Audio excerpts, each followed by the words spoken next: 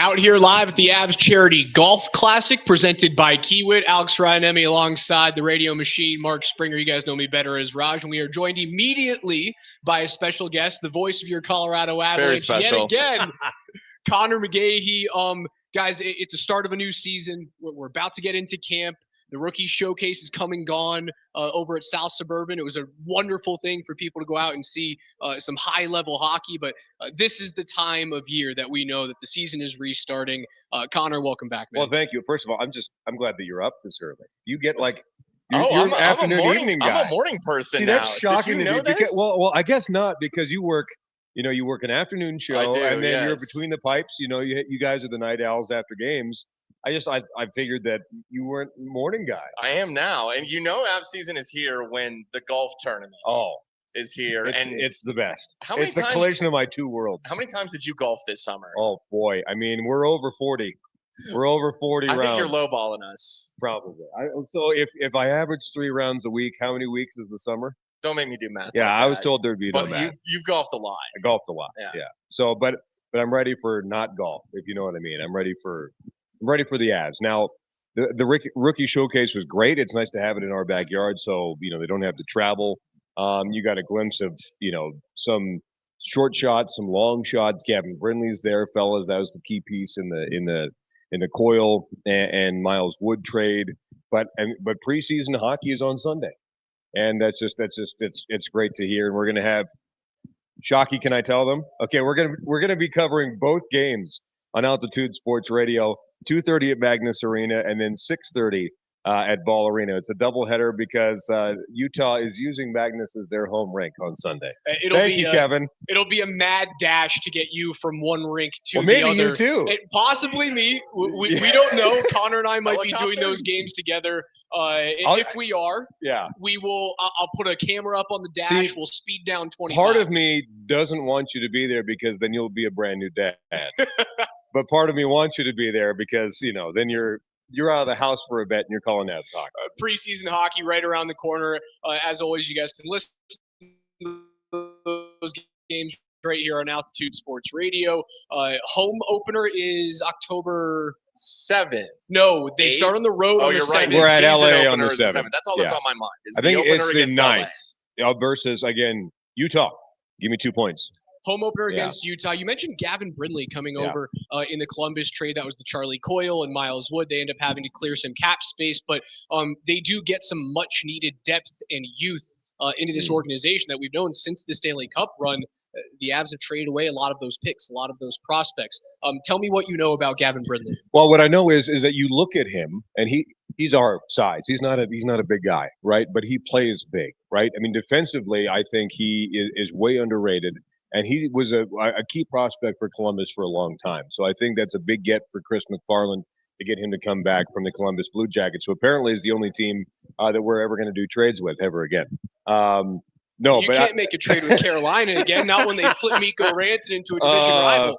If I never saw the Carolina Hurricanes ever again, I'd Eric be Polsky, you're dead to me. I'm perfectly happy. I mean, what a horrible brand of hockey. Anyhow, that's a discussion for another day. But I just think that Brindley is a huge bright spot, and really with a system that doesn't have a lot of wait till you see this guy. I think that it's a strong possibility that he's going to be someone that will make an impact absolutely at the AHL level and quite possibly the NHL level. Okay, but do you think that whether it's Gavin Brindley or any other young prospect, any assets, draft picks, that they're in a win now window? Oh yeah. Without a doubt. Does that fit for right now? I think Connor, I think there's doesn't hurt. Now, this could be as late as the trade deadline, but another move is going to have to be made. It's always going to need to be made. Yes. That's like, I feel like that's in a show. It's in a Game of Thrones episode. Another move is always going to need to be made. That's what this is. Exactly. This is a game of puck. Exactly. Game of puck. I think you can do both. You're not getting first-round picks and prospects all the time, but if you have an opportunity to do that, you will. This is 100% win now for the Colorado Avalanche because, as Joe said in the postseason presser at Family Sports, he said, anytime that you have Nathan MacKinnon and Cale Makar on your team, you're in a win now Who are in their situation. prime. Yeah, who are in their prime. And I look, you could have a 92-year-old Cale Makar out there. I still think you'd be favored to win a hockey game. So I think that this is an added bonus with unloading money that you are able to be flexible with and able to sign a guy like Victor Olofsson, which I think is super, super under the radar, good signing. He's been your guy, Raj, for a long time. Victor Olofsson is a free agent, but you needed to unload some term and some money, and you did that, and you were able to get something back in return. So I think both things were possible, and Chris McFarland did exactly that. The biggest offseason addition, though, not necessarily Victor Olofsson, not necessarily moving on from Charlie Coyle and Miles Wood. It's bringing in a future Hall of Famer in 40-year-old, as Connor gives us the mime of a beard, Brent Burns. There's a lot of comparisons to, in parallels rather, to the 2001 team. When you bring in Ray Bourque at 39 the previous season, he ends up extending, going for that one more year, chasing that cup. Brent Burns is very famously the longest tenured player in the league right now without a Stanley Cup, and he is a shoe-in Hall of Famer when he decides to hang them up one day. Nathan MacKinnon turns 31 this year. Just did, September 1st. Oh, I apologize. Yeah. 31 now. Yeah. Joe Sakic was 31 in the 2001 season when Ray Bourque finally hoists that Stanley Cup, and we get to see Joe hand over that cup immediately to number 77. Brent Burns he's not just a guy on his last legs. He can still log big minutes and be a big-time producer on this team. And if you've watched any of the ice, and he's been at most of the on-ice sessions, captain skates, you name it. But I mean, he's been on the ice more than anybody else, I would think, at Family Sports over the past, almost month now. That's a good thing. And you watch him play, and it doesn't feel like he's missed a step at all. I mean, he can shoot the puck. I don't think, and Spring, you tell me if I'm wrong, I don't think anyone gets the puck to the front of the net better through a screen than Brent Burns in the National Hockey League. It's just one of the skills that he has. Sure. Honestly, it's something outside of Makar and Taves the totally. blue line has struggled with. Is getting pucks through screens, not hitting shin pads. But Burns is so good at it. He's amazing at it. Yeah. So it's killed the Avs for years. Yeah, I just think that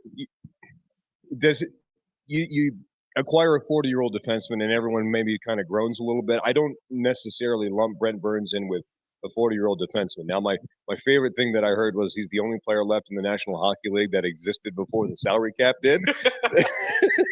And he's 8 games left to 1,500 games. I think he played with Mission gloves at one point. Probably. Like he existed when Mission hockey was a thing. At what year did Mission hockey exit the National Hockey League? You're the equipment nerd. It's got to be 2007 at this point. Riker probably knows. Yeah, Riker's standing right there. But no, I just think that Burns is a big signing for this club, and if Brent Burns is in your third D pair, look, and he had a choice to stay in Carolina, go other places, but it's a pretty decent deal, heavily incentivized for him to be with the Colorado Avalanche, and he chose to come here because, I mean, frankly, to me, you have the two best players in hockey on the same team. And that's a smart decision on his part to try and get his first cup. Well, Raj, we talked about it. Big bombs from the point. I think this team doesn't do that enough. Brent Burns certainly does that. But you talk about getting those shots through screens. You need somebody net front to tip them in. Yeah. And who should finally be back? And looking like his old self. I was extremely encouraged by what I saw in the first round of the playoffs. One Gabriel Landeskog. It almost feels like this season hinges on whether or not he can maintain that form for not necessarily a full 82 or 84 is next year. Next year. Next year. That's going to be weird. But you're so pre-programmed to say 82. But if Gabe Landeskog is himself, they didn't have Brent Burns is a good signing. Yeah. But they didn't have that big addition. But it very well might be from in-house in Gabe Landeskog. Exactly right. And I think that he was probably arguably the best player in that series after he came back. Games 3 through 7, I think that Gabe Landeskog was the best player for the Avalanche. And there's plenty of video to support that. So give him, another couple of not just rest, but training to get that knee back to where needs to be. I just think that, and the reason that he waited so long because he didn't come back and gave Landeskog light. Sure. Diesel. right? And that's what he was. I mean, he was, he didn't want to be a shadow of himself, and I didn't think that he was by any stretch of the imagination in that series versus the Dallas Stars, and I wouldn't expect him with this extra couple months now and finally a normal season for the first time. That For the first time in forever. Golden yeah, Pipes. yeah, that bass is good. But I just think that is, like you said, that's the free agent signing for the Avalanche is Gabe Landeskog. Is the top six for the Avalanche the best in the National Hockey League? I think that with him back in there, without a doubt, it is.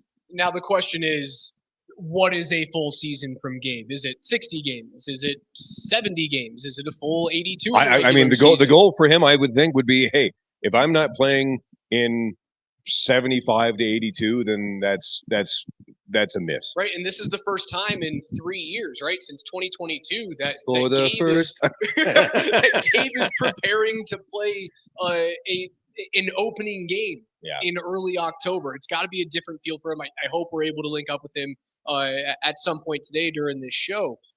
He is, I think he's the biggest X factor in the league. Without a doubt. Yeah, without a doubt.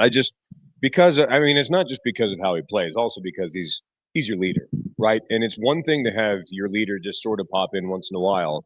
If you're the captain of a ship and you're spending the entire time in your cabin, that's not doing what a captain needs to do. And so I just think it's going to be different and better to have Gabe Landeskog be around the practice facility every day, on the bus, on the plane, at the rink. That goes a long way. And he would talk about how you can't really lead when you're not correct out there. Exactly right. I mean, and that's the one thing I hated. We're going to take the C off Gabe Landeskog's chest. I almost fought a couple of people over that I don't question. blame you. Conversation for 3 years. Which is an insane question Who to would ask in the say first such place. a thing? Yeah, exactly.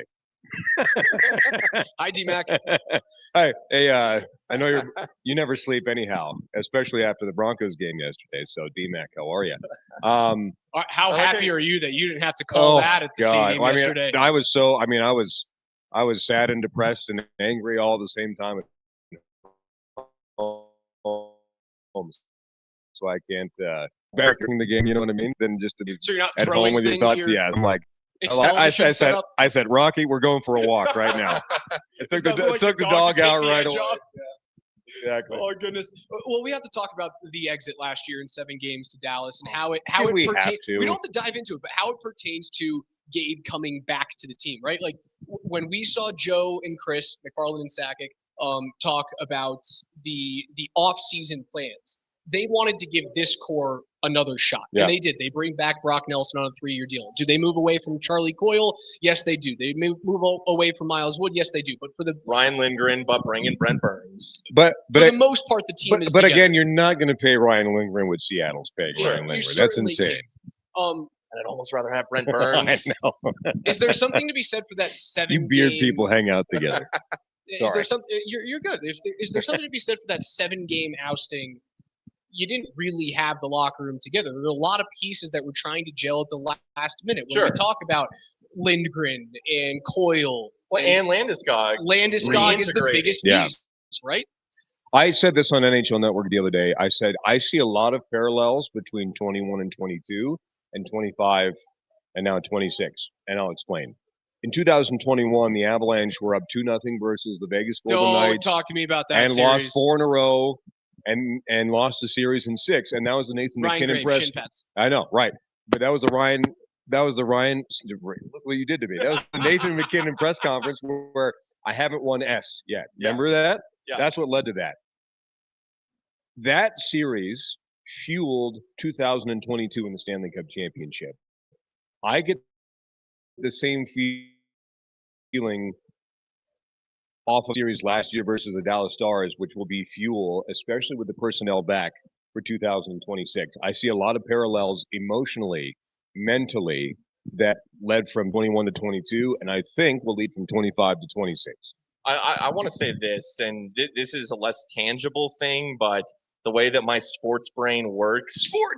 And we like the stories. Sports can help tell stories, and Landeskog's comeback, right? What a story.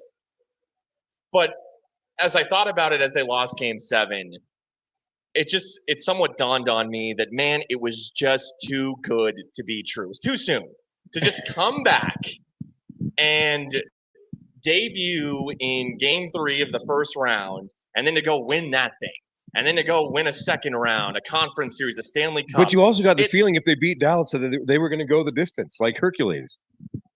Perhaps. I thought so. Very well. I mean, Dallas Connor's just on a Disney. I'm like, that's two Disney funny. references it's funny today. Because it felt like that was the conference finals. I thought that was the conference finals. It was. At the time, yet Which Dallas, is why Cale McCarr said the other day we need to go back to 1 versus 8 in the playoffs.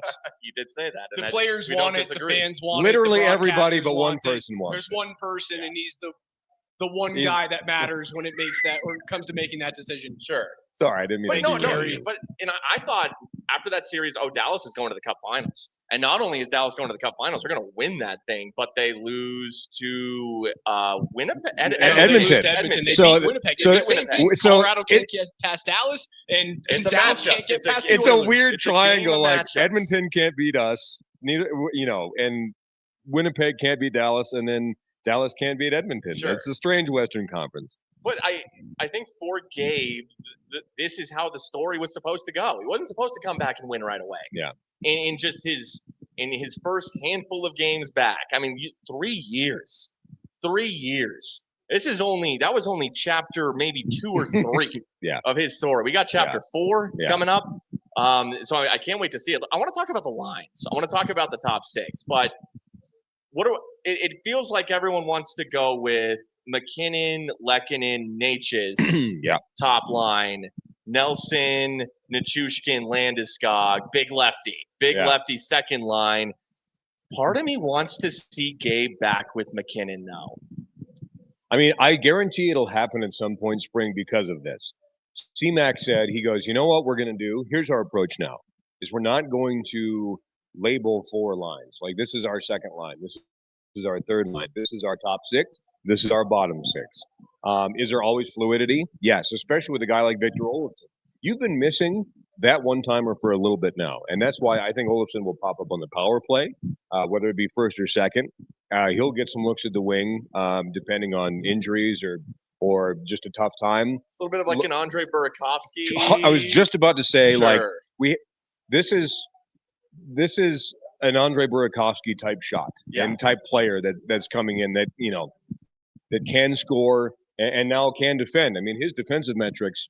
Was it you that pointed it out last year? In Vegas, they were stellar. It was the best of his career last year. In Buffalo, not so much. But But as that's we've interesting. seen, That's what he's getting knocked for. as we've Right. seen through many players having success when but leaving. nobody the Sabres. points to, hey, look at the great stats I had in Buffalo, except for Dominik Hasek and Michael Pekka.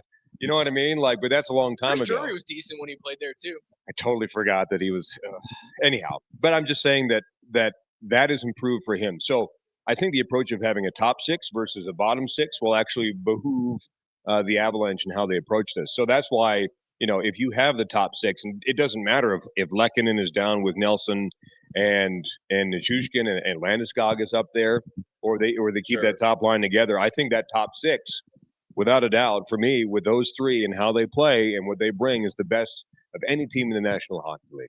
Speaking of top and bottom 6s, do you expect? I know they want to kind of mold the bottom 6 and have a bunch of different people play in different spots, but do you expect them to keep that Drury line together as much as possible? Boy, I love it. It works. I love it because it was one of the most effective lines that the Avalanche had. Really, now you're missing Logan O'Connor, obviously, for the What's his timeline? first couple months. I mean, he's been on the ice, but they keep saying November, December. So you don't know if that's extra cautionary, but I mean you would need Logan O'Connor to come back to keep that line together. But it was one of the Avalanche's most effective lines and really tough to play against. So I'll find that fascinating to see. And maybe, like we were talking about Gavin Brindley earlier, does Logan O'Connor being out provide an opportunity for Brindley to come in and make the opening night roster for the Avalanche? We'll see.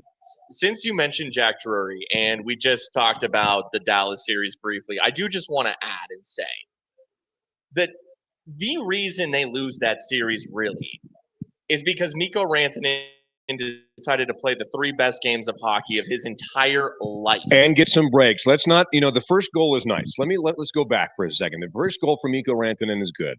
The second one, he misses the wraparound. It's rolling off the toe of his blade, and it just happens to hit Sam. Just making sure Sammy's not here yet. Okay. It hits Sam Girard's skate and goes into the net. So Mikko misses the wraparound on the second one, and then it's an empty netter for the third one. Was it good? Yeah, I mean, it was fine.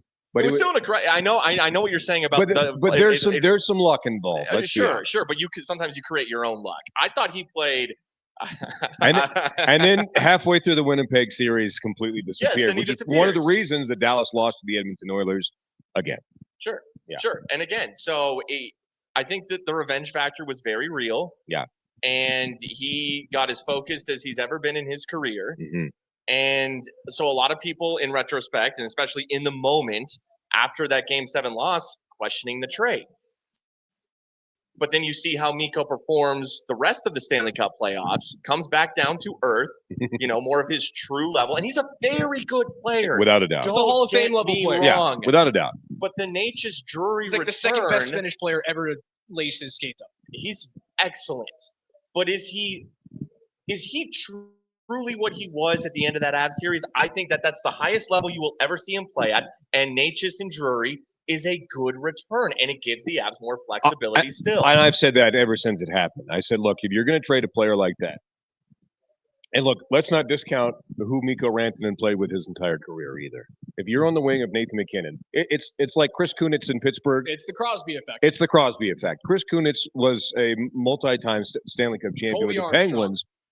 And Colby will tell you that. Ask Colby, he'll be like, if I don't play at all with Sid, I'm an absolute nobody. I mean, seriously, it goes on. I think Kunitz is probably the best example because other than that, you would have no idea who Chris Kunitz was. But is Mikko Rantanen an elite shooter of the puck? Yes.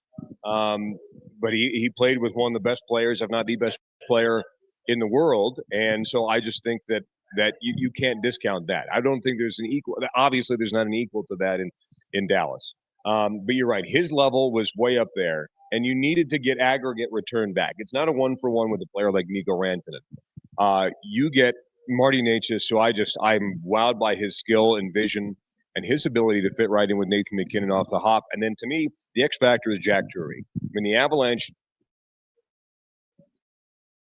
I think before the trade, they couldn't win a faceoff to save their life. So Drury was hovering around maybe north of 50%.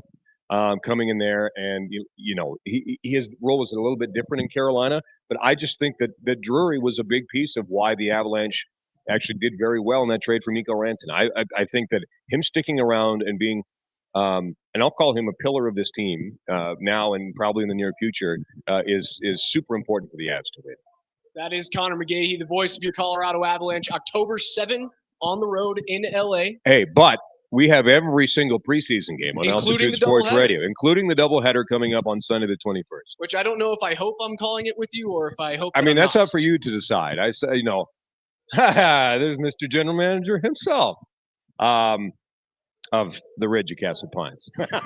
Connor, get out of here. Go hit some balls. Play well today. Man. Try and replicate what you did at Red Rocks the other day. Boy, that's impossible. Played probably too good. It's going to be a tough day today. Good thing it's a scramble. Catch them on 92.5. Avs preseason hockey starts this weekend against Utah. Connor will be on the call. Appreciate you, brother. I do want to talk about Spring. Yeah, get out of here. Go play some golf. Yeah, no commercial breaks here on YouTube. Spring, I do want to talk about quickly one thing that Connor left us with, which was the Rantanen trade and Nate just coming back and it opening up the ability to bring in and then re-sign a guy like Brock Nelson. Obviously, we talked glowingly about Jack Drury in the bottom six. Now, Jack Drury and Marty Necas, two of those three names, they're going into the final year of their deals. Do you think that both of these guys are re-signed by the time that, let's say, the trade deadline rolls around? It's interesting. I like both those players. The reason I say it's interesting is I think that there's an overarching element to it. And that kind of leads us into Raj talking about the current overall makeup of this roster as Mark Rycroft joins us. See, when we have Connor on, when we have Mark Rycroft on, I'm going to be a little critical, Mark. Right from the I like jump. that. Let's do it. I like this team. I like the current makeup of this team, and I alluded to it a little bit with Connor. I think there's another move that has to be made.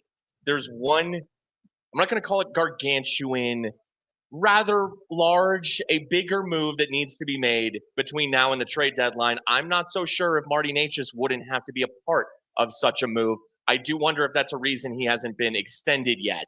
I know that's a deep way to come in. But Mark, I really like this team. I think it's very well constructed. I just think they're missing one extra little piece. Right, and the move you're talking about, that's like a game 40 decision. Sure. Right, like Sure. is Necas going to have 30 goals in 40 games? These things can happen. We don't know. So I think all the theories and ideas we have, we don't know till game 40.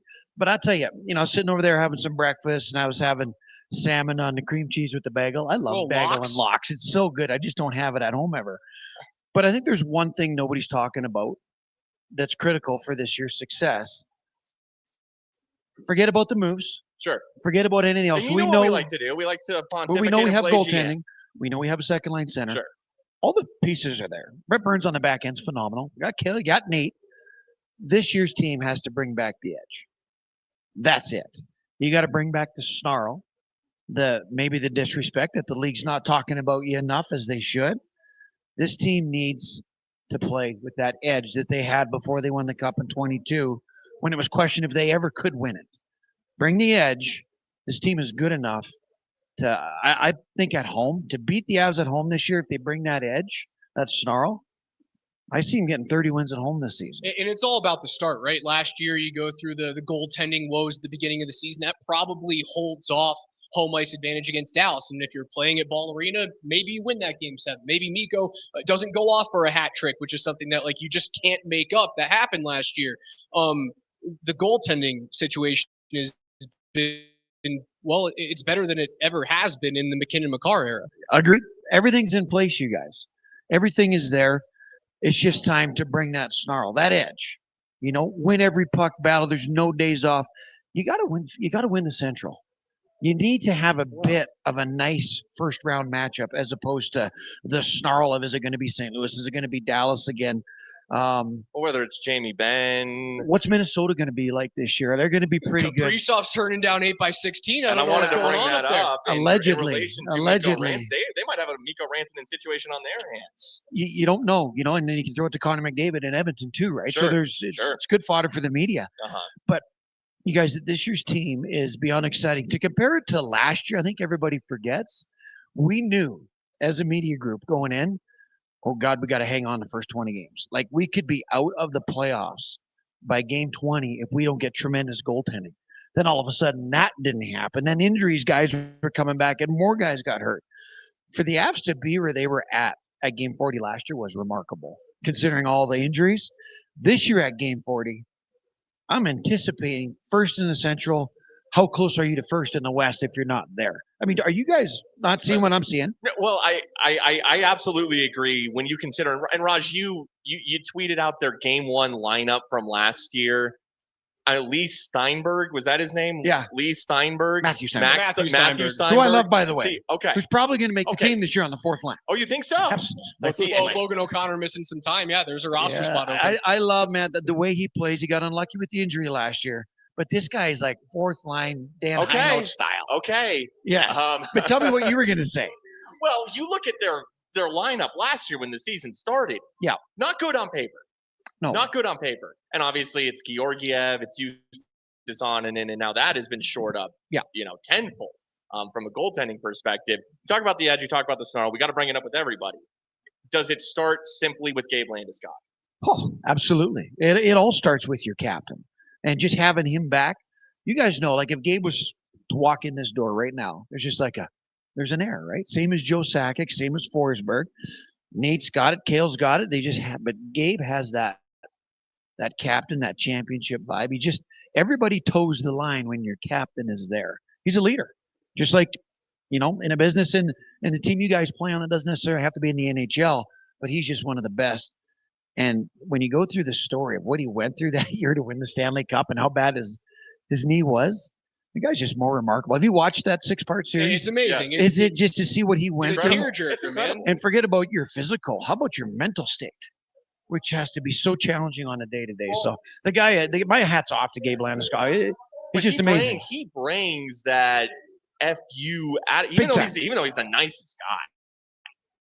You know, when he's on the ice, toughest guys always are. You know, when he's on the ice, I mean, he doesn't mess around. I don't know if we'll ever see Gabe fight again. He used to drop the gloves. Guaranteed he'll fight again. Okay. Remember when he schooled Ekholm behind the net? Absolutely. I think His Ekholm fellow went Swede, after yes. Mikko, right? And Sure. then Gabe just pumped him, and Ekholm's about 6'5" and just couldn't Ekholm's get a out of big the dude. way. We got the He'll big. fight this year. I agree, right? Oh, he He's loves gonna to drop fight. him. Hey, the knuckles are a long ways away from Sure. the leg. Plus, the leg is no issue. Everything I'm hearing is it's There's a cartilage in the non-scenario. hands, too. But you know, the fights against Shen are great. Like Gabe's all about that. You don't just lose that edge. Like Sure. Jerome McGinley didn't stop fighting at the end of his career, right? He's 37 years old, still dropping the gloves. So Talk about a terrifying guy to have to fight. Also, Yeah. nicest guy on the planet. and you know what's great too is I remember the conversations in the media made me sick about, oh, we need a captain on this team and Gabe should lose. You're like, no, Of course. no, not. that's not the case. But now he's back, and now he's here. So that narrative's gone. There are no narratives this year. There's no negative storyline going into this season. No bad contracts. We have our second line center. We have goaltending. We've got a 6'5" addition on the back end. I mean, you talk about your move. I would say you need half of the season to figure that out Sure. because we could just be a smooth, well-oiled machine. Everybody's cooked. Don't want to change anything. We'll see, boys. But I'm as excited this year as I've ever been with what this team wants to do to try and win Cup number 2 in this era. Brent Burns, talk to me about the addition. You obviously talk about the 6'5", massive future Hall of Famer that's going to be playing typically third line minutes, although he logged like damn near 20 last year in Carolina. So like he can skate. He is as fit as anyone in the league. What type of role do you see him filling on this team? Everything. I mean, the guy's been all the way from a first power play unit star with over 80 points to He was a forward when he came in the league. how about, isn't that amazing? Yeah. To this guy can, if they need him to be a shutdown defenseman, right? Like I think of Rantanen coming through the slot last year and just that size. Well, Burns, now we have a guy that can rival that size. So Manson's at least got some help on the backside. Nice to have a couple of twin pillars back there, Sure. right? And he's big and he's mean, but I do love that he's over 20 minutes last year in Carolina and was playing well. So if he drops to like 18 minutes, I mean, that's going to give him a whole nother level that he can probably keep his game at. We're If going he's to over to you. there, you just have extra to give, right? That's just a given. What are we thinking? D pairs: McCarr, Taves, Manson, Gerard, That's been a That's good one been over the the years. staple. Yes. Burns, Malinsky. How good was Sam the last 40 games of last year? Remember that? There was a switch. Something happened. It was so fun to see Malinsky come into that prime form. Sure. And I think he's 27 now too, right? So Sam's like, he's in his prime. It's time to go. Got his new deal, and I think those pairings sound beautiful. And I see opportunities to mix and match as well. Versatility. Brent Burns can absolutely be versatile. Yep. Sam Malinsky, yeah. But that's a project. That's a guy who developed and is starting to come into his own. Cale McCarr. We haven't talked about this in our little show so far. What do you have? 1 goal in the Dallas series? 1 goal. I believe it was an empty netter. And, one play that stands out, broken stick on a one-timer, breakout the other way. Dallas may have scored, at least it was maybe it drew a penalty, but it wasn't the best series from Cale McCarr. But at the same time, this is a player that you just have all the faith in the world in. Yeah, Cale can do no wrong in my books. Nate can do no wrong in my Sure. books. You look at high-end players. They're given the leeway, and sometimes they're going to make a mistake. But if they don't have that freedom, then, hey, you're going to take away from their game. I remember Mark Messier passing across the ice when he played for the Oilers to Theron Fleury's stick on a breakaway. Remember that Theron Fleury when he went up and over and around, and that I think eliminated the Oilers out of the playoffs that year. That was Mark Messier. Like, mistakes happen. Sure. From the best players, look, it was Gretzky's turnover. They gave it to Stevie Y for the slap shot top corner game 7 against the Blues. And that was the year that was Detroit's first Stanley Cup that year. Right. The conversation around Stevie in Detroit was kind of the conversation around the Avs in 2021 and 22. Yeah, can they? Are they actually going to get this thing done? Yeah. So when it comes to mistakes and top players making them, I say, yeah, they're going to do it. And they got a window, and they got all the equity in the world from guys like me and Moj and Kiefer and Johnny Lyles. We're not going to really sit and harp on it because they're so good on the other side. The one thing I would love to see, and it has to be a perfect season, I just would love to see Cale hit that 100-point plateau because he's so capable of it. Hit the 30 goals last year. But if you get 30 and you get 100 points, that means you're going to win a Hart Trophy. You're in Lidstrom territory. You're right there. And it'd be so fun because he's right at that time now, and this team is healthy on the get-go. Chris Pronger was the last defenseman to win the Hart Trophy, I believe, as MVP for a defenseman. 2000? Something like that? I can't remember, but it would be fun to see Cale in that conversation again. But it'd have to be just that perfect year, no injuries. Power play's got to be clicking at 30%. Things got to go right for that scenario. So I'd love to see that. At one time, we're like, can McKinnon get 100 points? And then he got 140. Sure. He was 99. 100 points, just the average. He had 99 points. Like, he'll get there. 140, right? And then last year he had 116. Yeah, what's a disappointing season for Nate? 112? Well, yeah, Nate's at the point now where I think all the accolades are there. He's won everything. The Art Ross is unfortunate, just bad timing basically. And Kucherov gets 49 points his last 4 games to take it away from Nate. But I think Nate's he's 30 years old now. I think it's kind of what does he need to do to make sure his team's ready to win a cup as a team, right? Well, if he gets 140 points or 100 points, we take the 100 in the Stanley Cup or Stanley Cup final, right? Like getting deep into the playoffs. It feels like the progression that Crosby had after he won his Rocket Richard, his MVP, and then there's a few seasons where Pittsburgh doesn't get it done, and then you see Sid's numbers start to tick. By no means was he not producing, but Sid's numbers ticked down a little bit. And then Pittsburgh, 2017, 2018, they win back-to-back cups because, the wealth is being spread. Yeah, if you're getting the production elsewhere, and maybe if Nate's goal total dips a little bit, but he still gets to be that distributor. The assist numbers are still going to have to be there. I was beyond impressed because he wins the Hart Trophy 2 years ago, and I did not think he could repeat that level. And yet he did. And the conversation has always been, it's McDavid 1, it's McKinnon 2. And I understood that. You get it. You watch Connor play, his size. Could Nate really be, if not just a tick below, literally right there? And for him to repeat that season, for him to have back-to-back elite level seasons, he's right there with Connor McDavid. In my mind, he has proven he is right there. I think Connor's just got that size on him. You can't teach 6'4" or whatever the hell Connor McDavid 6'1". is. McDavid's 6'1". No, he looks like 6'4". 6'4". Come on. Does he not look huge out there? Does Connor McDavid not look big out there? He looks big. Oh, I think it's just because he skates upright. Because if you ever watch him with the puck, it's incredible. He grabs the puck and he sees the whole ice. Sure. We teach these young kids and learn to play sometimes. First thing we teach them when they're stick handling, they're like 9, is keep your head up. But when Connor gets it, he's up. Nate does it. Draisaitl, all the best players do. But, as you watch McDavid and McKinnon, they are different players quite a bit. I mean, Connor's like a water bug. Yeah. When I'm between the benches and Nate's blazing down the ice, I've never heard steel cut ice. Oh, it's terrifying. That. People think that McDavid's the fastest skater in the world. If you're running as a horse would run, and there's no corners, A to B, McKinnon is the most explosive, the fastest out of the whole player I've ever seen in my life. Maybe like Marian Gaborik would give him a run. Now, once you get those crossovers going around the net, it's a different speed. But if you are just going down the ice, A to B, Nate blows everybody out. And you see all those bursts that he has. What did he have? 90, 22 mile an hour plus bursts last year. He goes one stride out of the hole, and I can't wait to get between the benches again. I get chills thinking about it. To watch an athlete with that kind of power, guys, it's just amazing it can exist. Talk to me about some of the changes that you guys are going through on Altitude TV this year with the broadcast crew. You're going to have more games between the benches as we're used to? Well, the biggest thing was Johnny Lyles was kind of transitioning in last year. So now he's here. He's moved the family down. He's here full time. Out of the line, kid. We got Johnny Blue Eyes, somebody pretty to look at finally in the booth because Kiefer and I are getting a little tired of getting looked at. Yeah, Connor's half good looking, but I'm not sure. He's got great hair though. He's hanging on to it for another couple of years. Yeah, you got great hair too. Can't see yours somewhere. Yeah, it's somewhere. But so basically, with the 3-man booth works really well, just traditionally. One between the benches, one up with Moj. And then Johnny's still got to run back and forth and do intermission. So it'll basically just be a fine tuning of what we did last year. And there'll be some games when we got triple beef in the booth. Amazon or somebody comes and takes that little centerpiece and we can only fit one in there. Amazon, we're with the new world. Yeah, I think it's Amazon or somebody. I think Amazon's got some games. Okay.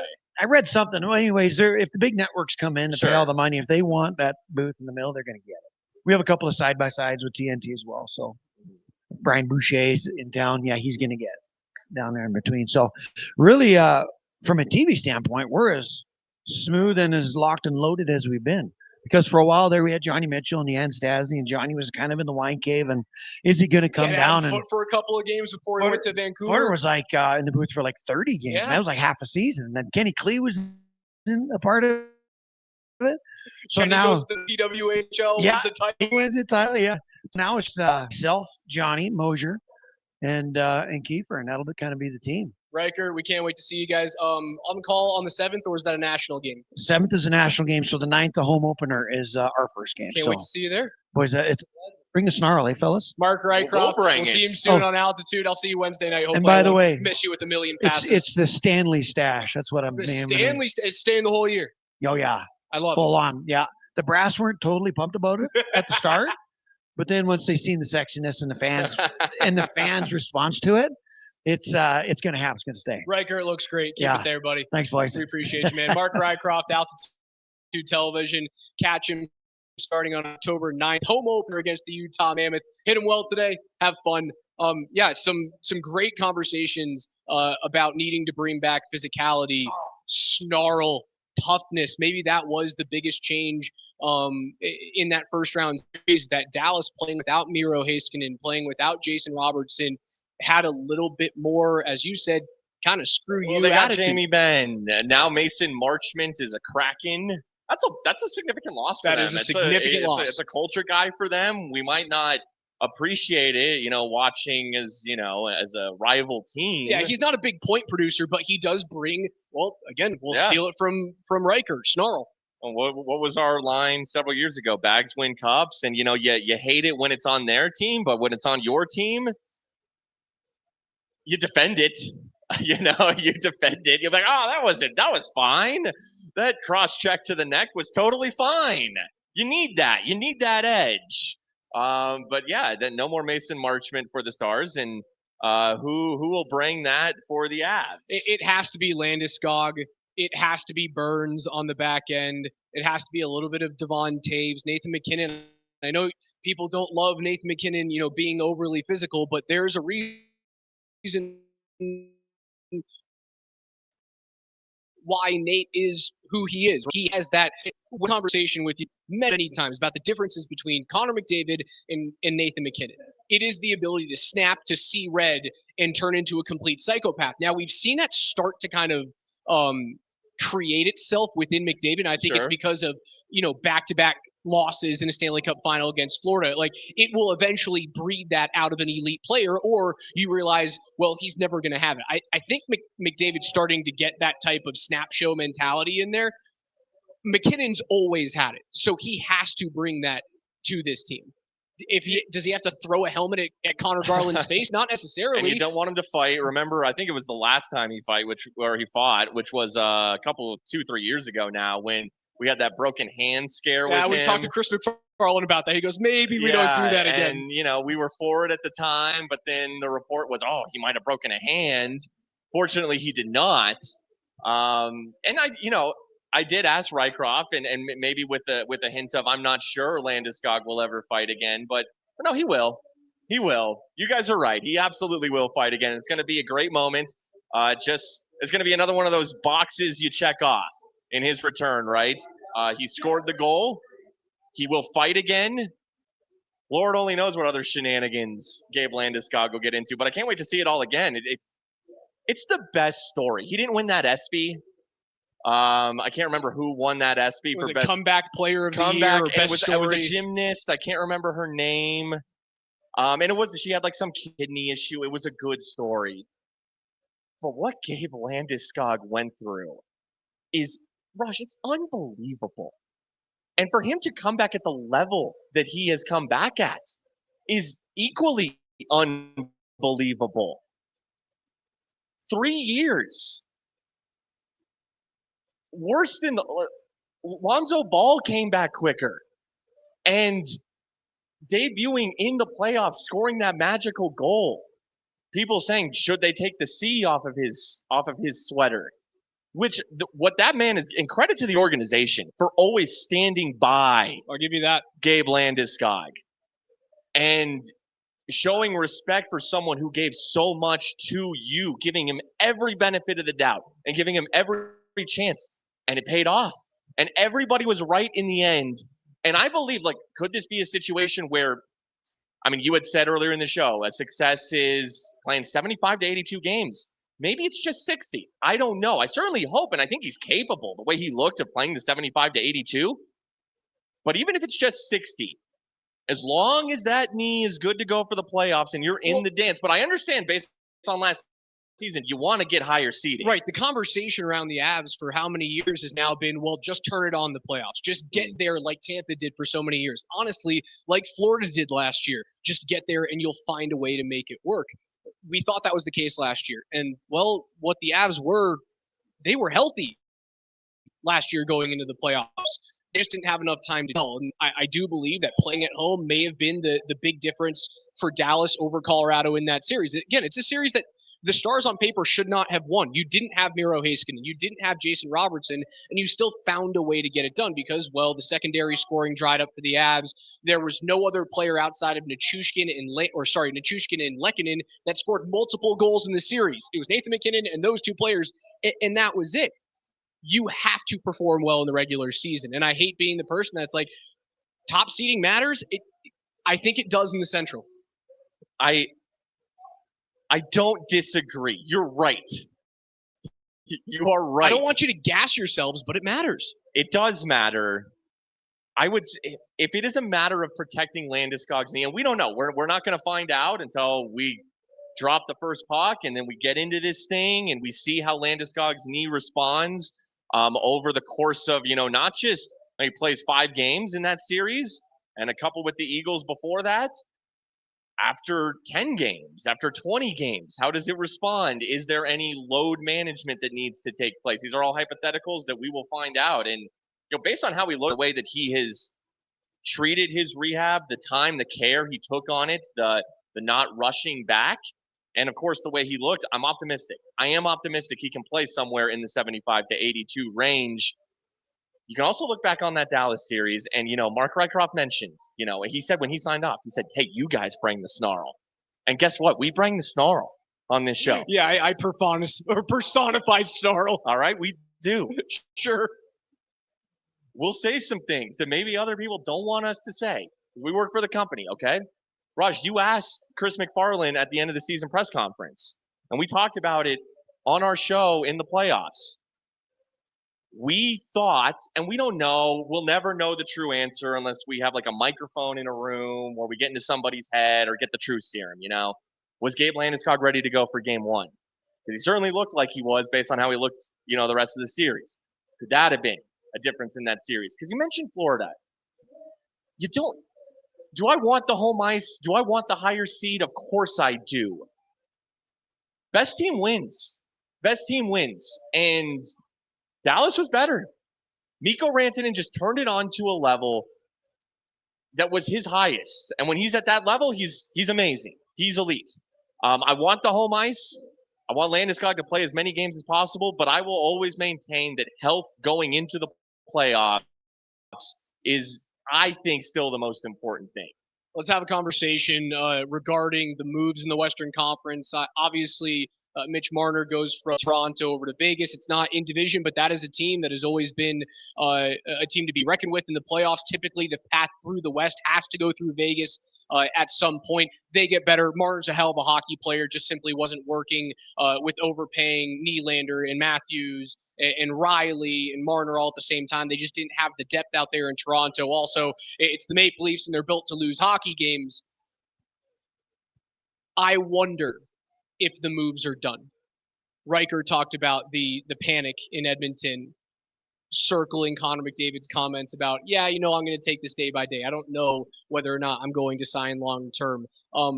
Here we do have another issue. While Riker said there's no negative things happening, no, there aren't negative issues with the Avalanche, but there are unknowns. There are question marks right now. And the biggest question mark is Marty Necas going to be here long term? Because we won't know the full breadth of the Mikko Rantanen trade until all of those pieces are locked up. And the last two pieces of that deal are Jack Drury and the biggest piece in Marty Necas. He's going to cost you a lot of money. He held out in Carolina. He didn't like what Eric Tulsky was putting on the table in front of him and his agent. And it seems as though right now that Necas might be betting on himself the entire season. And you run the risk of going into the same exact situation that Chris McFarland and Joe Sakic were faced with last March, and that is, do you trade the big-time winger again?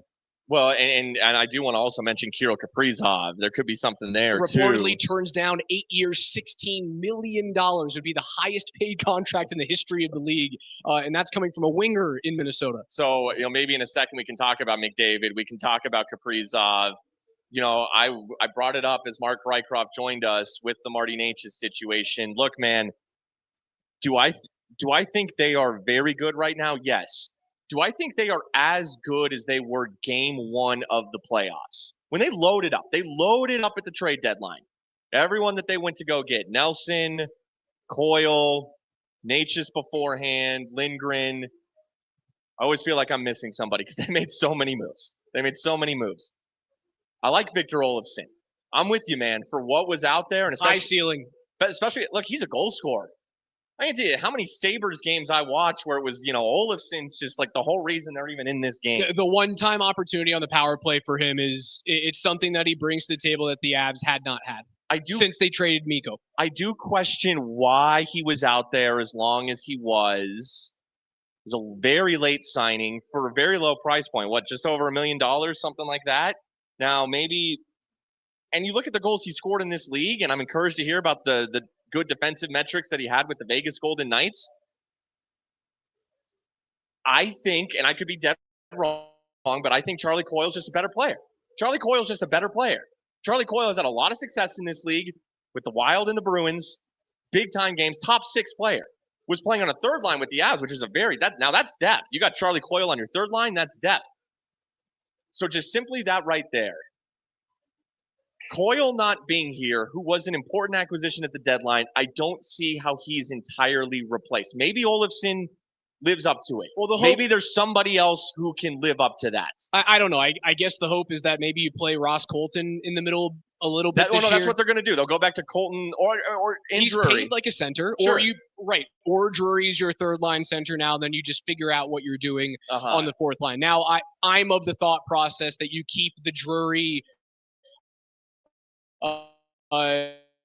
O'Connor and Parker Kelly line together as much as humanly possible. Now, we know they're not going to have the opportunity to do that until late November at the very earliest, considering Logan is coming back from his hip resurfacing. They're going to treat that with kid gloves. So he's a player that makes a difference. He's one of those guys that come playoff time absolutely has to be healthy for you to have a chance at winning a cup this year. I don't know if Coyle's like irreplaceable. Do I love him as a two-way player? Yes. But I was okay with them moving on from him in order to go and shore up some defensive issues. Like the length of Brent Burns, man, is something that they have not had here. But Burns is very cheap too. Incredibly cheap. So they have just over $1 million in cap space. Like they could have retained Coyle. Now, even just that over $1 million of cap space gives them a little bit more flexibility. Just like if we were to rank the bottom 6, look at the bottom 6 in the playoffs to now, and really Coyle's the only absence. But if it wasn't Coyle, it was Ross Colton. It was either one of those two were their two best bottom 6 players, Coyle and Colton. One of them's gone. So unless Drury takes another step, unless Victor Olofsson does prove to be that steal, like why was he out there? Like the rest of the league, you're stupid. Why did you let Victor Olofsson sit out there? Look at what he's doing with the Avs. Those defensive metrics, he was a 99th percentile 5-on-5 defender when he was in Vegas last year. 99th at 5-on-5. Now, the caveat there is who is he on the ice against?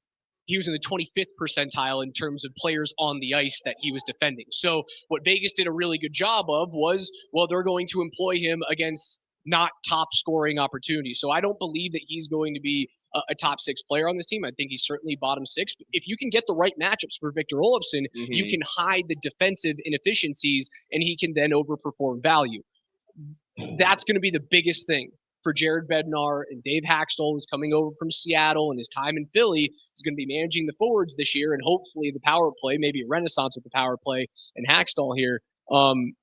That'll be the biggest change and challenge is who do you put Victor Olofsson on the ice against? Because if it goes against McDavid and Draisaitl, if he goes against Rantanen and Robertson, it's not going to be so great. But if he goes against third and fourth liners, Vegas showed you it can be awesome.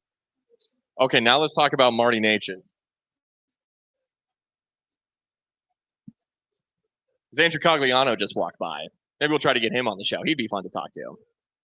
Talk about a good fourth line gritty player. Now in the front office. That type of player.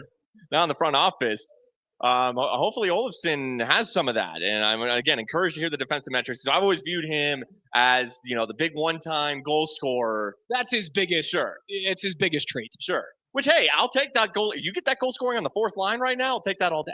I will. I still think there's just a tick of a downgrade from losing Coyle. And you know this league, man. You know how this is going to go. We've been doing, even before we've been doing the show, we've been fans of this. You see it, okay? The Avs will hit a little bit of a rough patch. Every team will hit a little bit of a rough patch. We'll get complaints. We'll get this. We'll get that. Oh, my God, they need to do something. Even though we talked about it earlier in the show, they are they are more complete to start a season than they were, to start last season. Hopefully they get up to a better start. That will help. At some point, and the league will make moves. Other teams will make moves. And then the question will become, the Avs need to do something. It's not even a question. It'll just be, now the Avs need to do something. It's an arms race. That's what this becomes, is an arms race.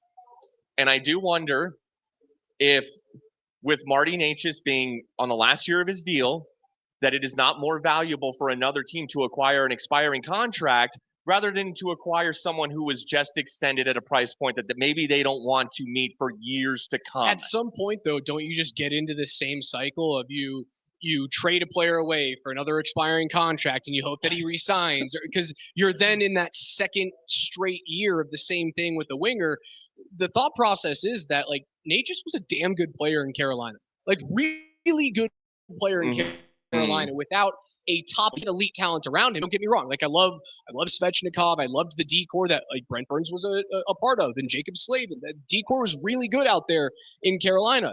They just didn't have the Nathan McKinnon. They didn't have the Cale Makar, and tried to kind of patch holes with good players, not great players. The hope is that Necas goes from being a good player in Carolina to, an elite player alongside Nathan McKinnon as we welcome in. If he could take that step, that would be awesome. And what great timing on this one.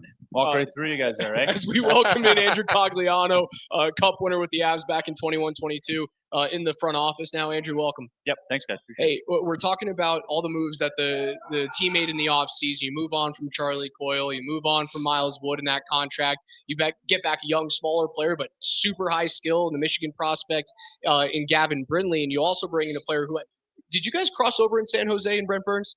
Yeah, perhaps a year. That is it's a big time pickup. He's 40 years old, but the guy plays 20 minutes. Talk to me about your time playing not only with Brent, but against him, what he can bring to your team. Yeah, I think Brent, just if anyone knew him as a guy, I think not only is he a phenomenal hockey player in terms of his experience, but, as a person, as a veteran, as a guy in the room, there's not much better. So, he's still playing at a high level. I think that's the most important thing with him. He was on the first pairing last year with Slavin and still kind of, producing and playing at a good pace. So, but in the room, there's not many guys like him. He's a guy that brings people together. He brings teammates together. And he's a special character. He really is. So I think we're very, very, very fortunate to have him. How has the transition to the front office been for you? Last year was your first year? First year. Yeah. How's it been? What's your role? How involved are you with Joe and Chris?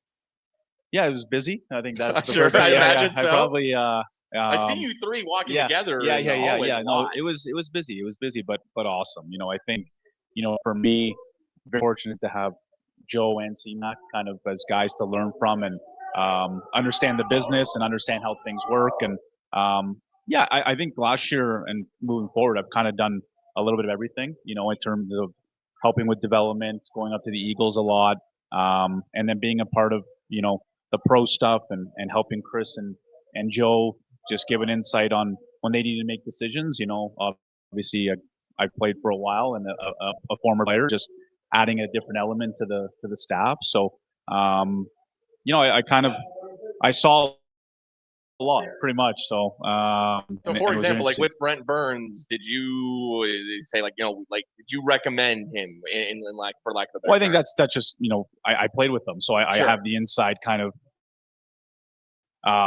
in terms of knowing him as a personality, knowing the fit of what he'd be. And so when they're asking about guys and it's a positive if I play with them because I could give them an honest take. So he's a special guy. I think for us fans are gonna love him, but having him in the room is something cool. Was that something that you guys in the front office felt maybe was missing part of that locker room leadership and cohesiveness, right? Like he played alongside two of the most famous locker room guys, and they're future Hall of Famers, obviously, in Joe Thornton and Patrick Marleau for years in San Jose. And I guess you can kind of learn how to bring a room together through those two guys. Is that something that the organization was like, maybe we were missing a tinge of that last year? Well, I just think, the teams that win have a lot of veteran players. I think that's, when you see winning teams, they have veteran guys, veteran personalities, guys that have been through the wars. Bringing guys, you and Helmer in I 22. just think that's, you have those guys on teams like that. So he's 40 years old and he's played, I don't know, 1,500 games so or close. So he brings an element that is really tough to find. How much of a peek behind the curtain can you give us into all the behind the scenes, or as much as you can tell us about what happened with Gabe Landeskog and that incredible comeback story, like doubts along the way, perhaps, I'm sure ups, downs, questions. Take us through that journey as much as you can. Yeah, I think it's the more I think of it now, I don't think you'll ever see something like that from an athlete, to be honest. Just the amount of time that went by in his recovery and the ups and downs, and just me being a personal friend of his, to see the struggles and the peaks and valleys. But I think him scoring that goal and coming back in the playoffs like he did is, like I said, it's something only a person like him could do. If anyone knows a guy like him, the character he has, and him as a personality and as a man, and the uplift it has coming into this season, knowing that the captain and he's starting the season, I think we're going to have a boost of energy from our guys that we haven't seen in 3 years. How much doubt was there at any point? Well, I think there's, I think he has, I'm missing, so I don't know if there was doubts, but there was wondering and question marks. But now just thinking about him coming back and really figuring him out and now playing with him, winning with him, and knowing him, I'm not surprised. The amount of character he has, not many guys could do that. We'll let you get out on this one. Go hit some balls, hang out again. We're out at the Avs Charity Golf Classic presented by Kiewit. Yeah. Confidence meter on Marty Necas and him staying here a long time. I think I'm very confident. I think he's got a very good role here. We really value everything he brings as a player, and when he's playing with Nate at a high level, they're one of the best lines in the league. So he's a great player. He's a great personality to have on our team, and we're very confident. And I think he's a guy that we want here. A lot of people talk about that. He plays alongside Nate, therefore we think he can get to another level. What type of player do you have to be to play alongside an all-time great and keep up? Because it's not just like you can slot me on his wing and I'll be fine and throw up 60 points in the show. Like you have to be a certain level of player. I imagine speed helps, and Marty's got some speed. Yeah, I think speed, skating, driven. You got to be a guy that wants to play at that level and that pace and make a difference every night. So if you have those qualities, you have a chance to play with Nate. Yep. Andrew Cogliano, appreciate you, man. Go hit some balls. Thank you so much for stopping by. Thank you so much for your time. Again, out here at the Avs Charity Golf Classic as we bring in. Well, this is a treat. huge treat. We were just talking about you with your buddy and cup winner and Andrew Cogliano as we welcome in the captain of your Colorado Avalanche, Gabriel Landeskog, for the first time in 3 years. Expecting to be ready on opening night. How's that feel, man? Feels good. Yeah, no, it's been really exciting having an off season where you can actually try to get better and try to improve, not just try to get back to square one. So excited, been feeling good. What's the change in mentality, right? You've had 3 years of just trying to get back onto the ice, just trying to see whether or not you could play with the kids, right? We all watched the documentary. It was heart-wrenching. It was tear-inducing. But now you have to change that mentality to, I'm not just trying to get back to regular everyday life. I'm trying to get back to 82 games. Yeah. No, I mean, it's about, like you said, changing that mentality. But also for me, it's kind of just a natural progression of things, right? Like I've gone now all summer, all off season, trying to get ready for this, and I've been feeling really good and excited for the season. And it's funny how after being gone for so long, or being in a kind of altered lifestyle, I guess, but it's funny how quickly things go back to where it used to be, right? Like I played for, I don't know, 10, 11, 12 years, whatever it was before I got hurt. So now switching back into, the September groove of things, training camp around the corner, it's very familiar to me. So now you're diving into an 82 game season, not, a 7-game series, and then we'll see if we advance. Is there a benchmark mindset for you? Let's see how week 1 goes. Let's see how week 2 goes. Or are you thinking that you can just dive right into this thing? I mean, I'll definitely be diving right into it, but at the same time, there's probably going to have to be some managing going on as we go through the season. I don't know how it's going to react with 3 and 4s and sure. How crazy the schedule gets. I have no idea, and I'm not going to speculate on. I don't anticipate me having to, have an altered schedule and things like that. I'm just going to have to be very smart with how we work things in terms of practice or morning skates or recovery work, things like that. We're going to have to be pretty sharp with it, but that's really no different than from before. So I'm excited about it. Excited about camp getting started this week, and looking forward to the season starting for sure. Favorite non-recovery, non-hockey part of the off season? Favorite non-hockey, non-recovery part? I mean, just hanging out with my kids, to be honest. That's been great, and now we welcome another baby girl to our family this past off season. So been busy, but yeah, just making memories with the kids. We go fishing, we go take them to the golf course, swing some balls on the range, and it's been really good. Golf game isn't necessarily where I want it, but you that's still got 45 minutes to figure it out. Exactly. Could you golf at all in your recovery process? I'm assuming not at all. Not the first summer. The first summer I might have played 1 round at the end of the summer, right after surgery there. But after that, I was okay. And it was never, even when my knee was at its worst, it was never the golf swing that was bothering me. It was always just kind of walking up and down tee boxes and greens and things like that. But it's been a good off season, like I said, and kids have been a blast, and now they're back in school, and I'm ready to get back to work. Oh yeah, man. I mean, we can't wait. It's not just Raj and I, it's everybody. I mean, this story has been absolutely incredible. But let's keep it on the ice. Brock Nelson, Val Nichushkin, that was the big line. So much success in the playoffs. Playing with Brock Nelson for the first time. What are your thoughts on your line mates? Big left-handed shot line. Yeah, no, I mean, it was really exciting. Obviously, bringing in Brock at the end of last year, and you've seen him, but not as up close as somebody in the Western Conference. Him being out in New York for so long and being very successful there, and obviously he scored 30 goals. I don't know, 3 or 4 times, and I think he was just a little snake bitten in the playoffs. I don't know how many posts he hit, but I remember as a line having some chemistry right off the get-go, and I think we all kind of think the game pretty similarly. We all bring different things to the table, but hard-working line, and excited to see what we can do as a line starting off the season, and obviously we'll see what coach decides to do with the lines, but I think our team in general looks very exciting. We're healthy, and I think we have so many options up front and on the back end where you can mix and match depending on matchups and things like that. So exciting. You guys bring in Brent Burns. He's someone we've talked about constantly this morning. Talk to me about playing against Brent and then bringing him into a locker room. He's famously like one of the best locker room guys you can possibly have in the league. Yeah, he's been awesome. You know, we've hung out here since middle of August, and you know, it's just a really nice addition to our room as a personality, but also as a veteran presence, right? Like, he's played for close to 1,500 games here, and you know, he's got one thing left on his resume to go get. So it's exciting.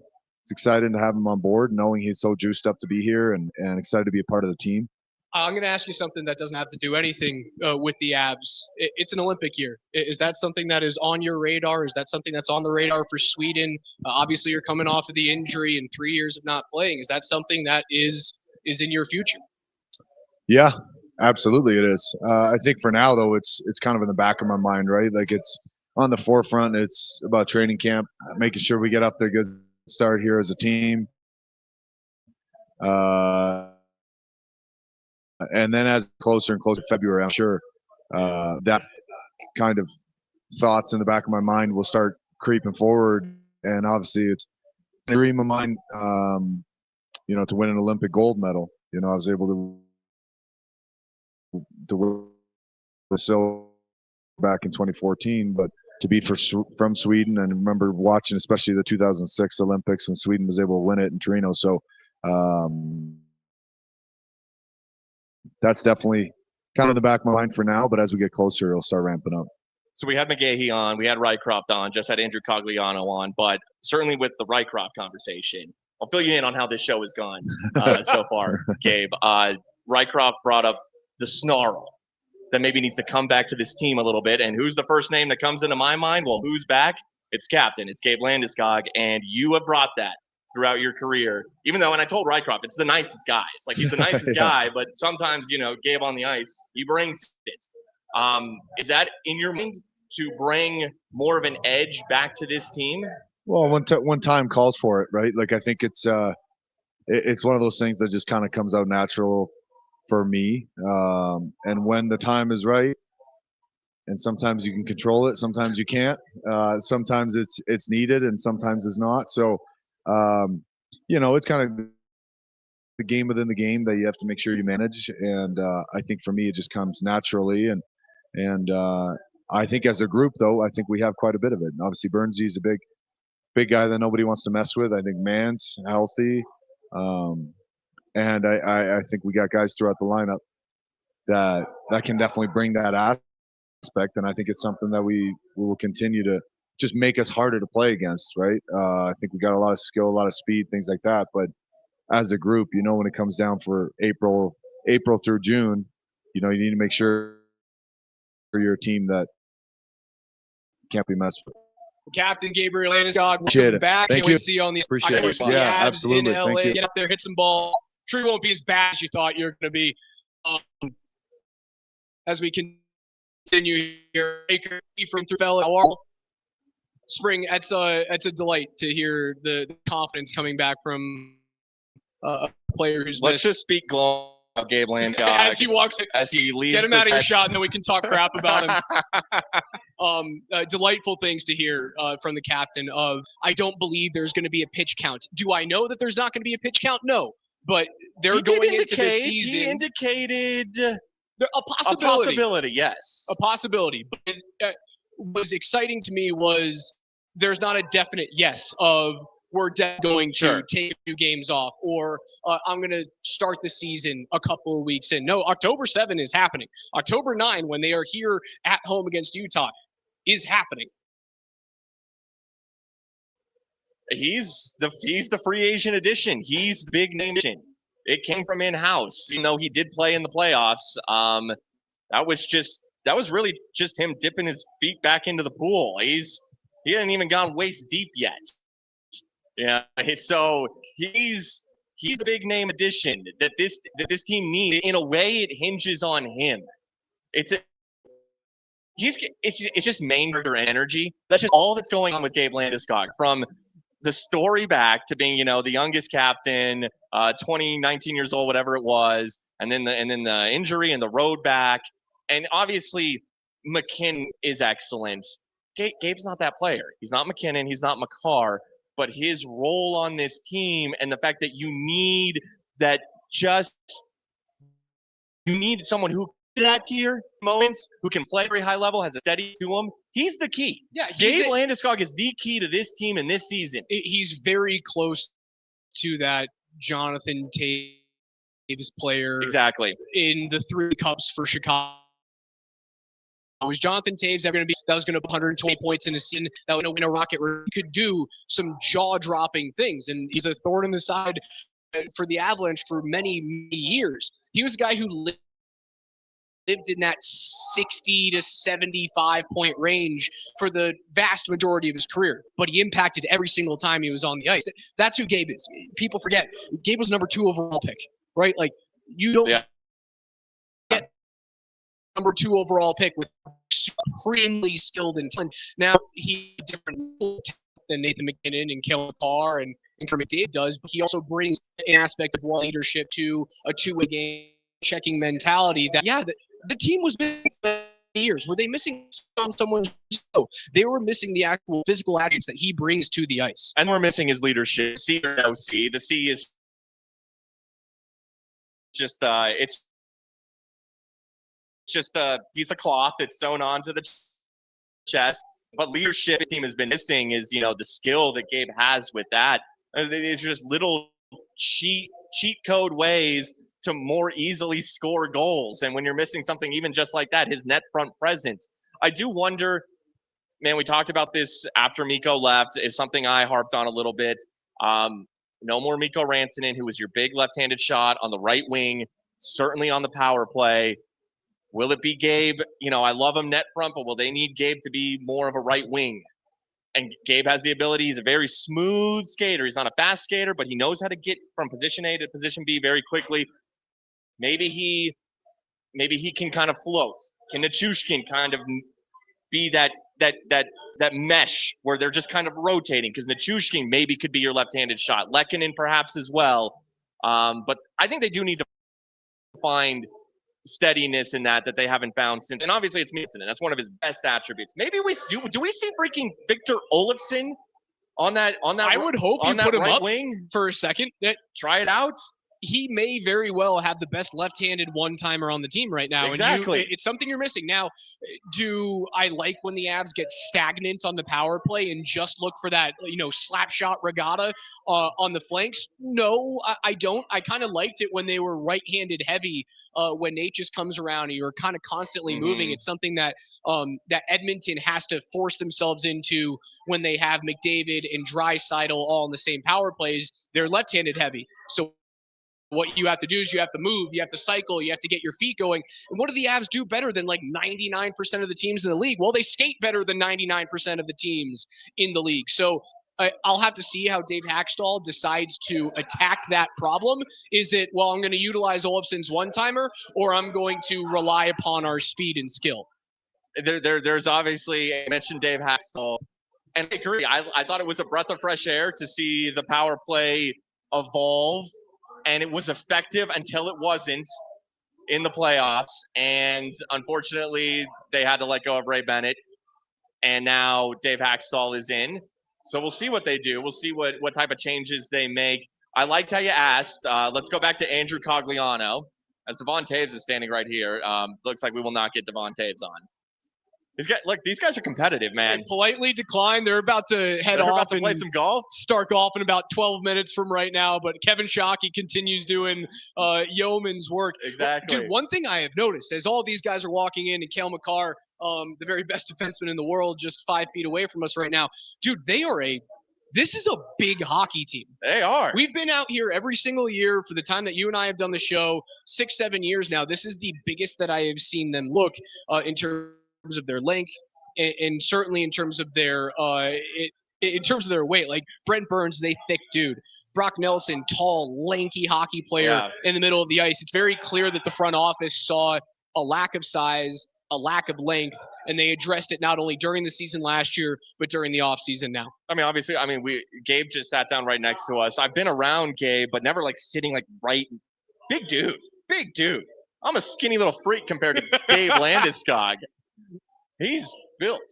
And Kale standing right there. Yeah, it was striking at Kale's. He looked to be a good 6'2", grown into his big boy body. He's not quite 6'2", but I guess he gives off man. the I'd love it thought. because I'm 6 foot. I'd have loved to stand next to him right there. You're giving everyone inches today. I love this. He looked big. I'm telling you, my eyes can tell when someone looks big. Throwing McDavid at 6'4" today. He's throwing Kale at 6'1". And not just the height, but it looks like he's grown.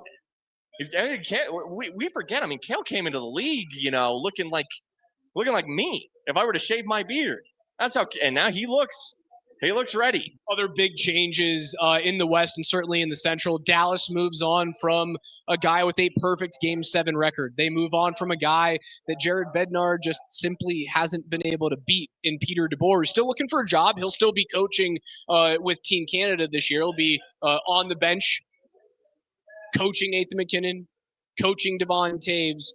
Big changes are made. We talked about Mason Marchment moving on in Dallas. That change behind the bench, I think, is something that is like the sneakiest boon to the Avalanche this year, is that if you have to go through Dallas, you don't have to go through a DeBoer Dallas team. That's true, because it wasn't just DeBoer with the Stars. It's the DeBoer system. This predates Dallas, his time with Dallas. So his time in Vegas. Exactly. So yeah, that is something, and it also goes to show that when just talking about Dallas here, and it's funny that Mikko Rantanen didn't ultimately get the $14 million per year that he wanted. Was it 12.5 that he got? But still, it affects your cap situation. Even 12.5, and they had to move on from a Mason Marchment. So Dallas is not the same team. It's not the same team from a coaching standpoint. They lose a little physicality and edge. I know Marchment isn't one of their stars, but he's a good mid-level player for them. It changes things. And we talked about the matchups. How Dallas seems to have Colorado's number, yet Colorado has Edmonton's number. Let's talk about Connor McDavid, since I just brought up Edmonton. And we said we were going to do this, whether it's McDavid or Kaprizov. Edmonton makes 2 straight Cup finals. It's not nothing, but it does feel like Connor McDavid might be looking at that team and thinking, this really ain't it. Whether it's the goaltending situation there has never been reliable. Stuart Skinner, freaking Calvin Pickard. God bless him. Oh, that was a waste of money. Who was the goaltender? Mike Smith. Sure. Just feels like Edmonton's one of those teams. We got the NFL season going here, whether it's the Buffalo Bills or the Baltimore Ravens, can look good, but just can't get it done. Is that Edmonton, and will Connor McDavid say, I've got to go somewhere else? I think he eventually stays in Edmonton. More often than not, stars stay where they are being paid and where they're having, both individual and relative team success. I know the level of team success in Edmonton is based off of winning championships. They have gotten to the promised land. They just haven't gotten over the line. And unfortunately, you run into a Florida Panthers saw. I think he stays in Edmonton. I just think he's going to wait to see whether or not they make the requisite moves in season. A lot of the moves that you're talking about that the Avs may or may not make this year. If they don't make those moves, if they don't upgrade the goaltending position, maybe that's the one thing that I think he looks at and he goes, yeah, I'm gone. I'm done. You're not doing the right possible moves for me. Who knows what the Mitch Marner situation leaving Toronto, is that something that kind of itches in the back of McDavid's head? He's like, well, if Marner can do it in Toronto and he's getting paid all that money and they've been a damn good team, they just haven't gotten over the hump. If Marner can do it, so can I. You'd have to find the right situation, a team and Vegas is a good situation because that team's been competitive. So Marner slides into a group that has veterans, proven players in their prime, like a Jack Eichel, where you can win now. Is that situation out there elsewhere for Connor McDavid? Whether it could be, I don't know. Because teams that it maybe realistically could be would be like a Detroit Red Wings. But are they really built? You're not going to have Leon Draisaitl with you. No, you certainly won't. It really might not be a better situation in terms of talent around him, in terms of win now ability, even though you can look at Edmonton and even he could look at his own team and say, it's very good, but there's a reason we can't get past Florida or whoever it might be, because as we talked about earlier in the show, had they matched up with Colorado instead of Dallas, the Avs seem to be a kryptonite for the Edmonton Oilers. As we got another fun one coming here, Raj. Pleasure to meet you, man, Brent. Nice to meet you. As we welcome in the newest addition to the Avs decor, going into his age 40 season, Brent Burns, man. You don't Welcome look to 40. Colorado. You look 28. Yeah, I don't feel it. I feel pretty good. So Hey, man, the fan base is ecstatic to have you here. You're a guy who's chasing a cup, who's been there. He's done that. He's been in locker rooms with Joe Thornton and Patrick Marleau, and you're known around the league as like one of, if not the best guy to have in a room that's chasing a cup. I have to get the agent to I hire know, him. that's what I'm trying to do. Everyone I'm agrees, running though. after a PR job here is what I'm trying. What's something that you've admired about this Avs team playing against them for the past few years? Yeah, I mean, obviously, they have some of the best players in the world on the team. So, on any given night, you have guys that can take the game over, and there's a lot of great things about the city and different guys that I've known along the way that I've loved playing here. And like you said, I'm chasing after something, obviously, and you just want to be in that conversation where you're among the top teams. And for the last 3 years, I was a part of a great group in Carolina, and like I said, there's a lot of teams in that conversation that are among the top, and it's a hard thing to do. So we're excited. We're excited to be part of a great group and come to a new place and have that new energy and try to chase something. For years in your career, how would you approach defending Nathan McKinnon? I mean, there's a lot of guys that try to do it. The Petrangelo old boy method? Yeah, it's obviously he's such a gifted player. Being around him before and then seeing him now too, I think he's just such a gifted player skill-wise, but also like mentality-wise, he just wants it. And I think it's something that we can all learn from, and it's fun to be around a guy that is just loves the grind, loves the work, and then to see the talent on top of it is special to be able to see every day.